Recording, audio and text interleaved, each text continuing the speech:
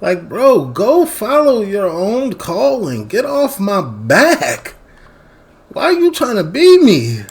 Possible demise following Keegan's departure, finishing second. But he did not last long after that, as Newcastle plunged from title contention to mid-table immediately the following year and for the foreseeable future. As following managers reined the club's attacking tendencies in for a more pragmatic style, the club began to lose the edge that won them games in the first place. Keegan would later return to Newcastle for a brief, much more turbulent spell 11 years later in 2008. Interestingly, a return that saw both him and Alan Shearer both hold the managerial title at various points in 08-09 as Newcastle were eventually relegated. A far cry from the first time around. But we don't want to dwell on that too much. It is his first... I know Newcastle fans will never live this. I know they talk about this till today. Spell in the 90s that remains the stuff of legends. When Keegan joined Newcastle, he quite literally had no idea what was going on and no experience. Yeah, in the 90s, Despite he was that, cold. He had a vision and knew the standards required to climb out of the hole the club had dug itself in. And just for the record, you should know that it was all about football. Alex Ferguson and Kevin Keegan have since reconciled and joked on the "I will love it" rant several times. Ferguson, of all people, probably understood what was going on here more than anyone else. The passion, the raw emotion, the all or nothing, that was why everyone fell in love with this Newcastle team. So again, we come back and address the elephant in the room. Could Keegan have cemented an even more unbreakable legacy with